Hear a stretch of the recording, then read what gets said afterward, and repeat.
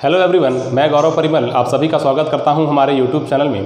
तो आज के इस वीडियो में हम शिक्षक एवं सहायक शिक्षक भर्ती परीक्षा जो कि 2019 में आयोजित हुई थी, उसमें वर्ग 2 में गणित एवं विज्ञान के सेगमेंट में से गणित के कैसे प्रश्न पूछे गए थे उनका सॉल्यूशन देखने वाले हैं, जो कि आने वाली जो परीक्षा है 10 जून को जो आयोजित होगी, उसमें आपका पेपर में गणित का क्या स्तर होने वाला है, किस प्रकार के क्वेश्चन पूछे जाएंगे, उसका एक बहुत ही अच्छा आइडिया मिल जाएगा। आप उससे अपनी तैयारी को और अच्छे तरीके से कर सकते हैं, ठीक है ना।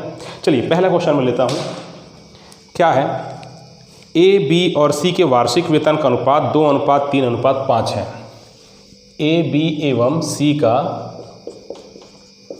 वार्षिक वेतन का अनुपात 2:3:5 है। यदि सी का मासिक वेतन ए के मासिक वेतन से 900 रुपये अधिक है, तो सी का मासिक वेतन क्या है? रेशियो में कितना अधिक है? देखो यहाँ पर सी का मासिक वेतन है 5, ए का मासिक वेतन है 2। रेशियो में कितना अधिक है? 3 रेशियो। और एक्चुअल में कितना दिया है? 900 अधिक है। मतलब यही 3 रेशियो जो है वो 900 को बता रहा है, 900 रुपये को। मतलब एक रेशियो कितना हो जाएगा? 300 रुपये हो जाएगा। तो सी का मासिक वेतन क्या होगा? तो सी का मासिक वेतन कितना दिया था? 5 रेशियो। 1 रेशियो बराबर 300, तो 5 रेशियो बराबर 300 गुणित 5 मतलब 1500 रुपये हो गया आंसर। कोई एक्स वाई मानने की ज़रूरत नहीं है इस क्वेश्चन में, ठीक है ना। सिर्फ रेशियो के साथ खेलो। 3 रेशियो अधिक था क्वेश्चन में, 900 रुपये अधिक था। 1 रेशियो की वैल्यू निकाल लो। 5 रेशियो दिया है क्वेश्चन में, तो हमको रेशियो में आंसर नहीं करना पड़ता है, रुपीज़ में करना है। तो 1 का पता है, 5 का निकालना है, मल्टीप्लाई कर दिए, 1500 रुपये आंसर आ गया। बस क्वेश्चन खत्म, सॉल्यूशन, ठीक है। ऑप्शन नंबर ए इस क्वेश्चन का करेक्ट आंसर हो जाएगा। इसके बाद नेक्स्ट, कोई वस्तु 20% लाभ पर ए रुपये में बेच दी जाती है, तो इस वस्तु का लागत मूल्य क्या होगा? 20% लाभ पर, इसका मतलब 20% लाभ है, प्रॉफिट परसेंट है 20%, ए रुपये में बेच दी जाती है, मतलब कि हमारा विक्रय मूल्य है ए रुपये, ठीक है। लागत मूल्य निकालना है, मतलब क्या निकालना है? तो सीपी निकालना है, क्रय मूल्य निकालना है, ठीक है ना। कॉस्ट प्राइस आपका क्या हो? देखो सबसे पहले तो कॉन्सेप्ट को समझो, कोई फॉर्मूला नहीं लगाना है, ठीक है। देखिए प्रॉफिट परसेंट, कभी भी प्रॉफिट होता है तो हम क्या बोलते हैं? प्रॉफिट हुआ है तो P/100% को हम डिवाइड बाय 100 करके लिखते हैं। प्रॉफिट होता है, मैंने जो प्रॉफिट एंड लॉस में पढ़ाया है, ठीक है ना, तो उसमें मैंने क्या बताया है कि कभी भी प्रॉफिट होता है तो अगर हम SP निकालना चाहते हैं तो मैं इन दोनों को जोड़ता हूँ। उसी केस में अगर मान लो लॉस होता तो मैं घटा देता, लेकिन यहाँ तो प्रॉफिट हो रहा है तो 100 + P/100 ये होता है कॉन्सेप्ट। और यहाँ पर जो हर होता है वो CP को डिनोट करता है, अंश होता है वो SP को डिनोट करता है। क्लियर है? कोई फॉर्मूला नहीं, बस कॉन्सेप्चुअल, ठीक है। हमको दिया है प्रॉफिट परसेंट, 20% दिया है। चलो 20% है, जो A% है बात की बात है। पहली बात तो ये समझो, अगर प्रॉफिट परसेंट होता है लाभ प्रतिशत के केस में हमेशा मैं अंश और हर को जोड़ता हूँ। ये होता है हमारा CP क्रय मूल्य, ये होता है हमारा दोनों को जोड़ने के पश्चात जो प्राप्त होता है वो क्या होता है? हमारा विक्रय मूल्य। बस काम खत्म। P बराबर प्रॉफिट परसेंट कितना है? 20% है। ये 100 कितने में बेचा है? तो ए रुपये में बेचा है, तो ए, और ये CP निकालना है मुझे क्वेश्चन में, तो ये क्या हो जाएगा? 100A/100 + B, ये हो गया, ठीक है। तो ये आपका आंसर है। ऑप्शन नंबर देख लो, ऑप्शन क्या है? ऑप्शन है C। क्लियर है? तो इस प्रकार से आपको चीज़ों को समझना है। और ये कैसे जल्दी कर पाएंगे पेपर में? जब तक आप प्रैक्टिस करेंगे। प्रैक्टिस कैसे करेंगे? इसके लिए हमने टेस्ट सीरीज लॉन्च किए हैं। हमारी जो टेस्ट सीरीज़ है शिक्षक एवं सहायक शिक्षक भर्ती की, इसमें आपको क्या मिलेगा? तो इसमें आपको टोटल 16 टेस्ट मिलेंगे। इस 16 टेस्ट में आपके टोटल 8 टेस्ट होने वाले हैं। 8 और 8 किसके रहेंगे? शिक्षक भर्ती के। 8 किसके रहेंगे? सहायक शिक्षक भर्ती के। दोनों में ही कम से कम एक तो फ्री टेस्ट है ही, इसको तो देना ही है। और अगर ये टेस्ट पसंद आते हैं, पैटर्न बिल्कुल पेपर के अनुरूप लगता है आपको, तो आप क्या कर सकते हैं? 299 रुपीज़ में ये सारे के सारे 16 टेस्ट आपको अवेलेबल हो जाएंगे, ठीक है। तो इसको देने के पश्चात क्या होगा? जो एक पेपर, जो आपको जितने अलग अलग प्रकार के क्वेश्चन नज़र आ रहे हैं, जो आने वाले टाइम पे जो पेपर का पैटर्न कैसा होने वाला है, उसको ध्यान में रखते हुए टेस्ट सीरीज डिज़ाइन की गई है। चाहे वो मैथ्स का क्वेश्चन हो, चाहे वो आपका बाल विकास पेडागोजी वाला क्वेश्चन हो, चाहे विज्ञान का क्वेश्चन हो, या सामाजिक विज्ञान, या आपका पर्यावरण का, ठीक है। जितने भी आपके सिलेबस में टॉपिक हैं उन सभी को कवर किया गया हमारे टेस्ट सीरीज़ में। 16 टेस्ट हैं। अगर इतने टेस्ट आप देते हैं तो पेपर में बैठने के पहले जो एक डर मन में पैदा होता है कि बनेगा कि नहीं बनेगा, टाइम मैनेजमेंट कर पाएंगे कि नहीं, टेस्ट सीरीज़ देने से आप उस चीज़ के आदी हो जाएंगे। ठीक है, किसी प्रकार की कोई भी समस्या आती है तो आप ये जो स्क्रीन पर नंबर दिया गया है इस नंबर पे कॉल कर सकते हैं। ठीक है, टेस्ट सीरीज कहाँ अवेलेबल है, तो ये ऐप में अवेलेबल है। कौन सा ऐप है, तो भूपेंद्र मिश्रा जो यूट्यूब चैनल है उसी नाम से ऐप का नाम है भूपेंद्र मिश्रा। कहाँ मिलेगा, प्ले स्टोर में। ठीक है, एक फ्री टेस्ट और एक फ्री टेस्ट तो देना ही है और उसमें टेस्ट लगातार अपलोड होते जाएंगे। सेकंड टेस्ट सहायक शिक्षक भर्ती परीक्षा का भी कल अपलोड हो गया है। ठीक है, आने वाले दिनों पे आपको उसमें लगातार टेस्ट अपलोड होते मिलेंगे। ठीक है, टेस्ट दीजिए, अपनी तैयारी को देखिए, कहीं कोई कमी तो नहीं है, कमी है तो उसको फिर पूरी कीजिए। अगर आपको ऐसा लगता है कि पेपर देने जाते हैं तो मैथ्स का सेगमेंट ऐसा है जिसमें आप अच्छा परफॉर्म नहीं कर पाते हैं, जिसके कारण आपका सिलेक्शन रुक रहा है, तो आप मैथ्स की तैयारी भी बहुत अच्छे तरीके से कर सकते हैं। जो भी मैं ट्रिक बताता हूं, तरीके बताता हूं, मेरे कोर्स में अवेलेबल है। कोर्स भी भूपेंद्र मिश्रा ऐप में है, जो कि मैथ्स एंड रीजनिंग के नाम से कोर्स वहाँ पर अवेलेबल है। आप सीजी व्यापम के सारे एग्जाम, चाहे वो शिक्षक भर्ती परीक्षा हो, एसआई हो या हॉस्टल वार्डन जब भी आएगा, पटवारी हो, अमीन पटवारी हो, सभी के लिए काम आएगा, फूड इंस्पेक्टर हो, तो ये मैथ्स एंड रीजनिंग कोर्स जो है 1499 रुपये का है। इसमें आपको सीजी व्यापम में मैथ से किस प्रकार के प्रश्न पूछे जाते हैं, बिल्कुल एग्जाम ओरिएंटेड क्वेश्चन का समावेश मिलने वाला है। ठीक है, किसी को भी कोई समस्या होती है तो आप बिल्कुल स्क्रीन पे दिए गए इस नंबर पर कॉल करके प्राइस से रिलेटेड कोई भी इशू होगा तो बात कर सकते हैं। ठीक है, चलिए आगे बढ़ते हैं। नेक्स्ट क्वेश्चन क्या है और किस प्रकार से सॉल्व करना है उसको देखते हैं। नेक्स्ट क्वेश्चन है, एक कार किसी यात्रा को 11 घंटों में पूरा करता है। पहली आधी 30 किलोमीटर प्रति घंटा और दूसरी आधी 25 किलोमीटर प्रति घंटा पर कार कुल कितनी दूरी चली। देखो 11 घंटे में दूरी तय करती है। ठीक है, 11 घंटे में दूरी तय करती है। पहली आधी दूरी 30 किलोमीटर पर आवर की स्पीड से, दूसरी आधी दूरी 25 किलोमीटर पर आवर की स्पीड से। कुल कितनी दूरी चली। देखो इस क्वेश्चन को सॉल्व करने के 2 तरीके बताता हूँ आपको। पहला तरीका तो ये है कि आधी दूरी चली है तो इसमें हम औसत चाल लगा सकते हैं। औसत चाल का मतलब 2xy अपॉन x + y, ये हो गया। ठीक है ना, अब यहाँ से 2x मतलब कि यहाँ पहली चाल है 30, दूसरी चाल है 25 और 30 + 25 क्या निकल जाएगा, 30 × 25। ये तो नॉर्मल बेसिक तरीका है, 55। अब देखो इसको अभी सॉल्व मत करो, इतना ही रहने दो। ठीक है ना, हमको पता है ये हमारी औसत चाल आई है। ये क्या है, चाल है। हमको दूरी निकालना है। हम जानते हैं कि चाल बराबर दूरी बट्टे समय ये होता है। अब चाल कितनी दी गई है, 2 × 30 × 25 बट्टे 55। दूरी निकालना है तो समय इधर चले जाएगा, तो समय कितना लग रहा है, तो 11 घंटे लग रहा है, तो ये 11 घंटे लग रहा है, तो दूरी आपको निकल जाएगी। 11 × 11, 11 × 5 = 55, 5 × 5 = 25, 5 × 2 = 10, 30 का गुणा करेंगे तो कितना जाएगा, 300 किलोमीटर। ये आपका आंसर आ गया है। पहला तरीका क्वेश्चन सॉल्व करने का। ठीक है ना, एक और तरीका होता है बराबर दूरी वाले केस में भी काम आएगा। और अगर मान लो वो 1/3 दूरी तय करता है, दूसरे में 1/3, इस प्रकार का अगर ऐसा रहता है 1/3 इस प्रकार के, जहाँ बराबर दूरी नहीं होती है उस केस में भी उसको अप्लाई कर सकते हैं। तो फिलहाल तो मैं इसी क्वेश्चन को दूसरे मेथड से बताता हूँ, ध्यान दीजिएगा। कभी भी किसी क्वेश्चन में ऐसा आपको मिल गया कि आधी दूरी, ठीक है ना, इसका मतलब ये हुआ कि नहीं, अगर मान लो 10 किलोमीटर की टोटल डिस्टेंस है, आधी दूरी बोल रहा है, इसका मतलब ये है कि वो 5 किलोमीटर और आधा दूरी 5 किलोमीटर के बारे में बात कर रहे हैं। क्लियर है, तो अगर मैं दूरी का एक अनुपात निकालूंगा, आधी दूरी है, इसका मतलब क्या निकल जाएगा, आधी दूरी है, इसका मतलब दोनों का रेशियो जो है 1:1 ही निकलने वाला है। क्लियर है, देखिए कभी भी जब दूरी बराबर हो, आधी दूरी हो तो रेशियो हमेशा क्या होगा आपका, 1:1 ही होगा। ऐसे केस में क्या करना है, क्वेश्चन सॉल्व करने का तरीका वैसे इस क्वेश्चन को इससे सॉल्व करेंगे तो ज़्यादा आसान है। लेकिन अगर क्वेश्चन में थोड़ा सा चेंज किया तो आने वाले क्लास में ऐसा क्वेश्चन लेकर के आऊँगा जहाँ पर वो दूरी आधी ना होकर के कुछ भी हो सकता है। ठीक है ना, उसमें आपको ये वाला तरीका काम आएगा। तो एक बार इसको देख लीजिए, इसी क्वेश्चन को इस मेथड से। क्या होता है, 30 और 25 है, मैंने क्या किया, 30 और 25 इसका एलसीएम निकाला। ठीक है ना, 30 और 25 का एलसीएम कितना जाएगा, तो यह जाएगा आपका 150। ठीक है, 30 पंचे 150, 25 छक्के 150। क्लियर है। अब देखिए क्या करना होता है सॉल्व करने के लिए, आप क्या करेंगे 150 में मल्टीप्लाई बाय करेंगे टोटल दूरी का। टोटल दूरी का मतलब 1:1 रेशियो में ना, 1:1 टोटल रेशियो कितना हो गया 2, और डिवाइड करेंगे इन दोनों से योग से, 6 और 5 11। क्लियर है, कितना हो गया 300/11। 300/11 ये जो निकला है, ये 300/11 क्या है, ये 300/11 आपका है समय, ठीक है, नहीं चाल है, ठीक है। 300/11 क्या है, चाल है।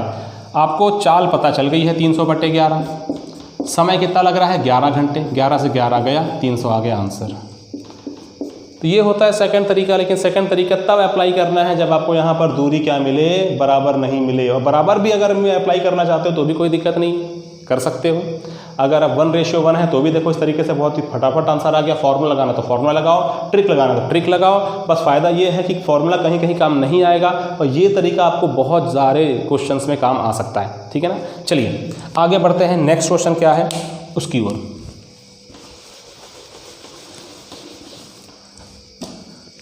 ये नंबर जो है इसमें बिल्कुल ध्यान दीजिएगा, कहीं भी कोई समस्या आती है तो बिल्कुल इस पर कॉल कीजिएगा। अगला क्वेश्चन है आपका, यदि ए, बी व सी के क्रमशः घन के शीर्षों, किनारों और फलकों की संख्या है तो a + b + c, मतलब कि किसी भी घन के, घन देख लीजिए, किसी भी घन के शीर्ष, किनारे और फलक,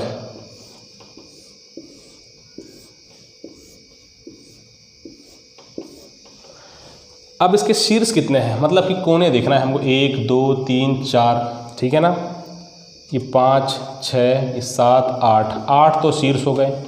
अब किनारे, मतलब कि ये होते हैं किनारे, 1 2 3 4 ये हो गए, 4 नीचे हो गए। और इन दोनों ऊपर के फलक को जोड़ने वाले 1 2 3 4, मतलब कितने हो गए टोटल 12। अब फलक कितने हैं, 1 नीचे 2, इधर 3 इधर 4, ठीक है। एक तो ऊपर वाला फलक, एक नीचे वाला फलक, एक इधर वाला, एक इधर वाला, एक इधर एक उधर, मतलब टोटल कितने हो गए आपके 6। तो 12 8 20 और 6 26। तो 26 कहाँ हो गए आपके, ऑप्शन क्या है, ऑप्शन नंबर डी इसका आंसर हो जाएगा। चलिए आगे नेक्स्ट क्वेश्चन है, 2 की घात 50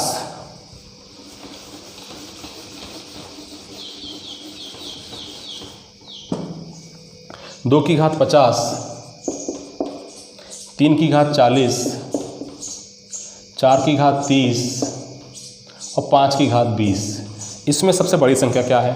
अब देखो जब ये असमान होती है घातें तो हम एलसीएम निकालते हैं बराबर करने के लिए, लेकिन यहाँ पर बिना एलसीएम निकाले भी हम बराबर कर सकते हैं। कैसे, सभी में लास्ट में 1 0 लगा है, मतलब कि सभी के सभी 10 के गुणक है। इसका मतलब 2 × 5 की घात अगर मैं 10 करूँ, 3 × 4 की घात अगर मैं 10 करूँ तो भी हमारा काम आसान हो सकता है। 4 की घात 3 × 10, 5 की घात 2 × 10। इससे क्या होगा, 2 की घात 5, 2 दूनी 4, 2 दूनी 8, 2 दूनी 16, 2 दूनी 32, 32 की घात 30, 3 3 9 81, 81 की घात 10, 4 चौक 16 चौक 64 की घात 10 और 5 पंचे 25 की घात 10। अब इसमें सबसे बड़ी संख्या कौन सी है, जब घात समान है तो इसे हम कंपेयर कर सकते हैं। 81 सबसे बड़ा नज़र आ रहा है। 81 कहाँ से आया था, तो ये आया था 3 की घात 40 से। 3 की घात 40 इसका करेक्ट आंसर हो जाएगा, जो कि है ऑप्शन नंबर बी, ठीक है। चलिए आगे एक DI का क्वेश्चन है, डाटा इंटरप्रिटेशन क्वेश्चन है। क्या है, 18,000 मासिक आय वाले किसी व्यक्ति का मासिक बचत प्लान निम्न तारीख में दिया गया है। अब शिक्षा में व्यय व किराया में व्यय का अंतर बचत से कितना कम है। देखिए आपको डायग्राम नज़र आ रहा होगा स्क्रीन में, ध्यान से देखिए। शिक्षा में व्यय कितना है, तो 65 डिग्री है। शिक्षा में व्यय है 65 डिग्री। व किराया में व्यय कितना है, 105 डिग्री, ठीक है। का अंतर, तो इन दोनों का अंतर कितना आ रहा है, तो 60 40 100, मतलब कि 40 डिग्री आ रहा है। बचत से कितना कम है, तो बचत से कितना कम, बचत कितना है, तो 80 डिग्री। तो 80 डिग्री से कितना कम है, तो ये कितना कम है, 40 डिग्री कम है। तो चलो आंसर निकालते हैं। सबसे पहले तो 1 डिग्री की वैल्यू निकाल लो और 40 से मल्टीप्लाई कर दो, आंसर। जो पूरा आपका ये सर्कल है ये किसको बताता है, 360 डिग्री को, ठीक है। और ये 360 डिग्री यहाँ पर कितना है, तो कितना दिया गया है, 18,000 दिया गया है। 1 डिग्री की वैल्यू निकालो तो 18,000 डिवाइड बाय 360, हमको निकालना किसका है, तो 40 डिग्री का है। मल्टीप्लाई बाय 40 कर दो, 0 से 0 गया, ठीक है ना। 36 पंचे 180 होता है, तो ये 5 चौके 20 और 2 0 बच गया, तो 2000। ऑप्शन नंबर बी आपका करेक्ट आंसर हो जाएगा। ठीक है ना, इस प्रकार से टीआई क्वेश्चन को सॉल्व करते हैं सरल तरीके से। चलिए आगे देखते हैं। तो नेक्स्ट क्वेश्चन जो होने वाला है ये है आपका, ये भी एक डीआई का ही क्वेश्चन ले लेते हैं हम। अगला क्वेश्चन भी डीआई से ही है। क्या है क्वेश्चन? उपरोक्त आयत चित्रानुसार यदि परीक्षा का न्यूनतम उत्तीर्णांक 30 है तो कुल कितने प्रतिशत छात्र अनुत्तीर्ण हैं? तो देखो डायग्राम को ध्यान से देखेंगे तो जो अनुत्तीर्ण छात्र हैं उसको अगर हम देखेंगे तो 30 से कम मतलब कि 8, 20 और 28, ठीक है ना, 8, 20 और 28 ये हैं 30 से कम पाने वाले। तो कितने प्रतिशत छात्र अनुत्तीर्ण हैं? तो अनुत्तीर्ण कितने प्रतिशत छात्र हैं? तो 8, 20, 28, 28, 56, ठीक है, ये अनुत्तीर्ण। लेकिन परसेंट में बताना है। टोटल छात्र कितने हैं हमको ये देखना है। तो छात्रों की संख्या टोटल कितनी है? तो 8, 20, 28 टोटल देख लेते हैं। 8, 20, 28, 16, 8, 4 सबको ऐड कर दो। यहाँ तक तो 56 हो चुका था। 56 और 4 60, 60 और 16 कितना हो जाएगा आपका? 76 और 8 84। तो टोटल स्टूडेंट है 84, उसमें अनुत्तीर्ण कितने हैं? 56। तो प्रतिशत निकाल लो 56/84, ठीक है। अब 14, 28 दूनी और 28 तिया, 2/3 गुणित 100 और 2/3 गुणित 100 इसको आप अच्छे से जानते हैं कितना होता है? 66.66% या 66 सही 2/3%। ऑप्शन देख लो कौन सा है? ऑप्शन नंबर सी इस क्वेश्चन का करेक्ट आंसर हो जाएगा। ठीक है ना। चलिए इस प्रकार से फटाफट क्वेश्चन को आपको सॉल्व करना था और आने वाले टाइम पे जो एग्ज़ाम होगा बिल्कुल इसी तरीके से आपको क्वेश्चन देखने मिलेंगे। क्वेश्चन का स्तर थोड़ा सा ऊपर हो भी गया तो उसके लिए मैं आने वाले टाइम पे ऐसी क्लास लेकर आऊँगा जिसमें क्वेश्चन का स्तर और अच्छा रहेगा, अच्छे क्वेश्चन आपको और देखने मिलेंगे। अगला क्वेश्चन है 3 व 4 से विभाजित होने वाली 3 क्रमागत प्राकृत संख्या का योग। देखो 3 से विभाजित हो रही है, 4 से भी विभाजित हो रही है, इसका मतलब वो किससे विभाजित हो रही है? 3 व 4 के एलसीएम से, जो कितना होता है? 12। 3 क्रमागत प्राकृत संख्याओं का योग 120 है। अब 12 है, इसका मतलब मैं ये मानता हूँ 3 क्रमागत प्राकृत संख्या मतलब 12x प्लस 12 और 12x प्लस 12 प्लस 12 मतलब कितना हो जाएगा? 24। इसका योग 180 है, सबको जोड़ दो 180 आना चाहिए। 12 या 36x और 24 12 36 बराबर कितना है? 180 है। तो यहाँ 36 कॉमन निकालो या फिर 36 वहाँ माइनस करो 180 में से, कितना जाएगा? 10 में 6 गया तो 4 और 17 में 3 गया तो 14। 36x, x बराबर 144/36, 12 या 36, 12 12, 3 चौके 12, x बराबर 4। तो यहाँ क्या बताना है? सबसे बड़ी संख्या क्या है? सबसे बड़ी संख्या तो ये है, तो 4 रख दो यहाँ पर। 12 × 4 प्लस 24, 12 चौके 48, 48 और 24 निकाल लो, कितना जगह? 72 आपका option number C correct answer हो जाएगा। ऐसे फटाफट क्वेश्चन सॉल्व करेंगे तब जाकर पेपर में अच्छा परफॉर्म कर पाएंगे। ठीक है, चलिए नेक्स्ट क्वेश्चन जो है ये है आपका एक लंब वृत्तीय बेलन का, सिलेंडर का एक क्वेश्चन है और कैसे सॉल्व करना था चलिए उसको देखते हैं। एक लंब वृत्तीय बेलन के वक्री पृष्ठ और कुल पृष्ठ के क्षेत्रफल। अब वक्री पृष्ठ क्या होता है बेलन का? तो 2πRh होता है और कुल पृष्ठ क्या होता है? तो 2πr प्लस h ये होता है। अनुपात कितना दिया है? 1:2 दिया है। यदि उस लंब वृत्तीय बेलन के कुल पृष्ठ का क्षेत्रफल चलो बात का है, आयतन क्या होगा? सबसे पहले देखो 2πr पूरा गया, ठीक है ना। h/r प्लस h बराबर 1/2 है, तो ये 2h बराबर r प्लस h हो गया। 2h में से 1h माइनस हो जाएगा तो ये कितना हो गया? h हो गया, h बराबर r ये हो गया, ठीक है ना। यदि उस लंब वृत्तीय बेलन की कुल पृष्ठ का क्षेत्रफल 616 है, कुल पृष्ठ का क्षेत्रफल 616 है, मतलब कि ये वाला जो है ये 616 है, मतलब कि 2πr r प्लस h बराबर कितना है? 616। अब h बराबर r है तो 2πr प्लस r कर दो 616। अब 2 गुणित 22/7 ये r × r 2r हो जाएगा, तो 2r² हो जाएगा, ये बराबर कितना है? 616। डायरेक्ट काटें, चलो थोड़ा उधर ले जाओ, इसको थोड़ा सा काटा पीटी वाला काम कर लेते हैं। अगर r² अगर हम निकालना चाहते हैं तो ये 616 इंटू क्या हो जाएगा? 7 ऊपर चले जाएगा और यहाँ से 2 गुणित 22 गुणित 2 नीचे आ जाएगा। 11 दूनी 22, 11 पंचे 55, 6 बचा 11 छक्के 66, ठीक है। 2 दूनी 4 दूनी 8, 8 सत्ते 56, 7 × 7 मतलब कि r बराबर 7। उसका आयतन कितना होगा। तो बेलन का आयतन क्या होता है, तो बेलन का आयतन होता है पाई आर स्क्वायर, एच होता है बेलन का आयतन। देखो मेंसुरेशन में पूरा फॉर्मूला का ही खेल है। यहाँ पर अगर आपने देखा वक्र पृष्ठ का क्षेत्रफल, कुल पृष्ठ का क्षेत्रफल और यहाँ पर आयतन, तीनों के तीनों फॉर्मूला यूज हुए हैं, ठीक है ना। तो फॉर्मूला बिल्कुल अच्छे से याद करके जाएंगे। मेंसुरेशन में मैंने अच्छे तरीके से फॉर्मूले बेस्ड क्वेश्चन कराए हैं, ठीक है। चलिए फॉर्मूला बस वैल्यू रखो r इंटू आर, और h बराबर r है तो यहाँ पर भी 7 आ जाएगा, ठीक है ना। r बराबर h हमने निकाले थे, 7 से 7 गया, 7 सत्ते 49 हो गया, और ये 22 गुणित 49 करना है। मैंने 11 से मल्टीप्लाई वाले ट्रिक बताया सिंप्लीफिकेशन में। क्या होता है 22 को अगर मैं ये लिख दूं कि 2 इंटू 11 तो 49 दूनी कितना हो जाएगा 98, और 98 में अगर मैं 11 का मल्टीप्लाई करूँ तो कैसे करना पड़ता है, पहले तो 8 को लिखो, फिर लास्ट वाले में 9 को लिखो, और 9 और 8 कितना हो जाता है 17, 17 का 7 हासिल आई 1, 1 इसमें जोड़ दूंगा तो 9 और 1 आ जाएगा 10, 1078। कैलकुलेशन के तरीके हैं और कुछ नहीं। 1078 मतलब कि ऑप्शन नंबर डी। क्लियर है। सिंप्लीफिकेशन मैंने बताया हूँ कि कैसे हम कैलकुलेशन को कम समय में कर सकते हैं। कुछ तरीके हैं, जैसे 11 से मल्टीप्लाई करने के तरीके हैं, ठीक है ना, अलग अलग तरीके। चलिए नेक्स्ट क्वेश्चन देखते हैं। एक समांतर चतुर्भुज की भुजाएं कितनी है 60 मीटर और 40, मतलब कि ये कुछ ऐसा है,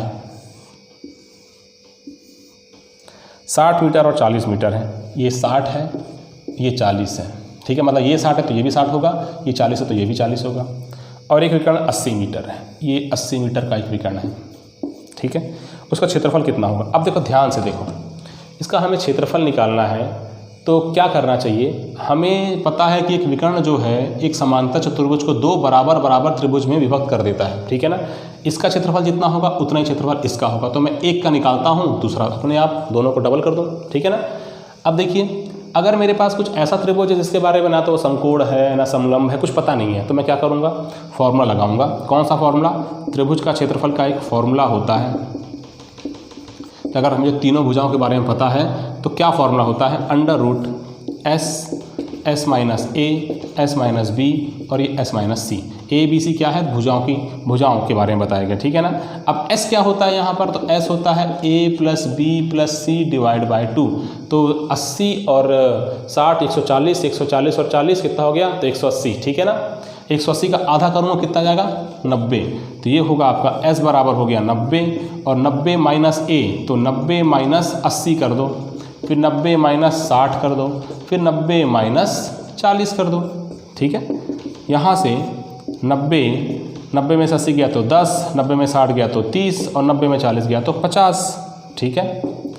अब देखो यहाँ पर 9 तिया 27 या फिर 5 तिया 15, 15 तिया या 15 गुणित 9 ऐसा करो, और 1 2 3 4 मतलब कि इसको 100 गुणित 100 कर सकते हैं, बिल्कुल कर सकते हैं, ठीक है ना।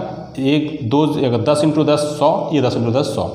अब यहाँ से अगर मैं बाहर निकालूंगा तो देखो ये 100 बाहर आ जाएगा, 100 का स्क्वायर है तो 9 का अंडर रूट होता है 3, तो 3 भी बाहर आ जाएगा, अंदर बचेगा केवल 15, मतलब 100 तिया 300 रूट 15, 300 रूट 15 आया है, किसका, इस वाले का आया है, ठीक है ना। तो इसका क्या हो जाएगा 300 रूट 15 और 300 रूट 15 दोनों को जोड़ दो, कितना जाएगा 300 रूट 15, अगर दोनों को जोड़ूंगा मैं तो 600 रूट 15 आपका आंसर आ जाएगा। और 600 रूट 15 कौन से ऑप्शन में है देख लो, ऑप्शन नंबर ए इस क्वेश्चन का करेक्ट आंसर हो जाएगा, ठीक है ना। इस प्रकार से आपको क्वेश्चन सॉल्व करना था, बहुत अच्छा क्वेश्चन था। अब चलिए देखते हैं, आगे बढ़ते हैं, नेक्स्ट कौन से क्वेश्चन है।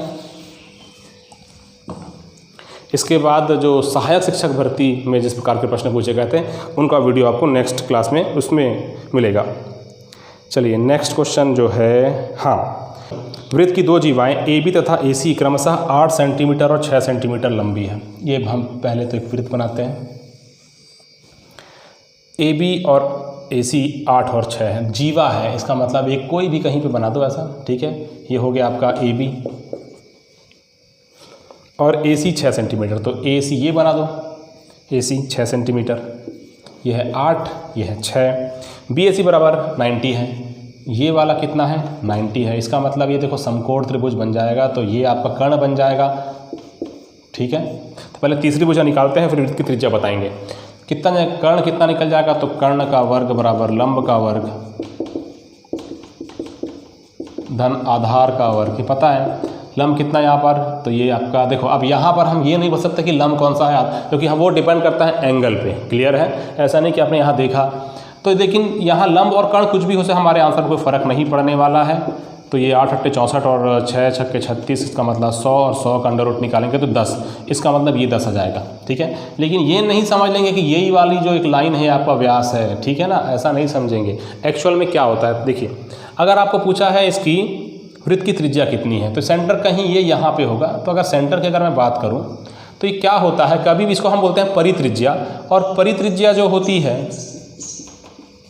ये आपकी कर्ण की आधी होती है। कर्ण कितना है, 10 है, 10 का आधा कितना जाएगा, 5।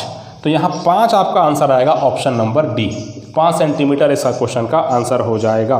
ठीक है, चलिए लास्ट क्वेश्चन है, रेखाओं ax plus minus B Y, ये वाला क्वेश्चन। और ये जो क्वेश्चन ये तो बिल्कुल फॉर्मूला, हाँ ये बिल्कुल फॉर्मूला बेस्ड रट के जाने वाला क्वेश्चन बोलूँगा इसको मैं, इसमें कुछ समझने आने वाला तो फिलहाल ax plus minus B Y plus minus C बराबर 0। कभी भी ऐसा होता है तो समचतुर्भुज का क्षेत्रफल क्या होता है, 2c² अपॉन a, फॉर्मूला है यह, कुछ नहीं। ठीक है ना, कौन सा है, ऑप्शन नंबर डी।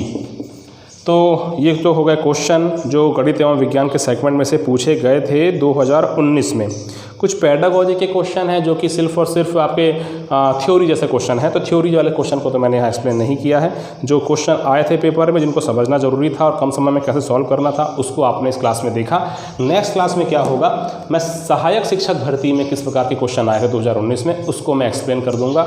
ठीक है, और ये सब तैयारी करने के पश्चात आप बिल्कुल टेस्ट सीरीज देकर के अपनी तैयारी कैसी है उसका आकलन आपको स्वयं करना है। और सिंपल सा तरीका मैंने आपको जो बता चुका है वो यही है कि आपको ऐप में जाकर, ऐप कौन सा, भूपेंद्र मिश्रा ऐप में जाना है। ठीक है, और आपको ऐप में शिक्षक एवं सहायक शिक्षक भर्ती टेस्ट सीरीज नज़र आएगी। उस टेस्ट सीरीज को 299 रुपीज़ उसका प्राइस है, उसमें परचेज़ करना है। पहले बता चुका है मैंने कि टोटल 16 टेस्ट है, 8 इसमें सहायक शिक्षक के, 8 इसमें शिक्षक भर्ती के, एक फ्री टेस्ट है कम से कम, उसको तो 2, एक फ्री टेस्ट को देख लो, अगर अच्छा लगता है तो उसके बाद आप परचेस करो। ठीक है, किसी प्रकार कोई समस्या आती है तो ये जो नंबर दिया गया है इसमें आप बिल्कुल कॉल कर सकते हैं। तो नेक्स्ट वीडियो में हम सहायक शिक्षक भर्ती परीक्षा के क्वेश्चन देखेंगे। वीडियो को अंत तक देखने के लिए धन्यवाद आपका। ये वीडियो ज़्यादा से ज़्यादा लोगों तक शेयर कीजिए, लाइक कीजिए। अगर वीडियो पसंद आया है कमेंट कीजिए कि आपको कैसा लगा वीडियो देख करके।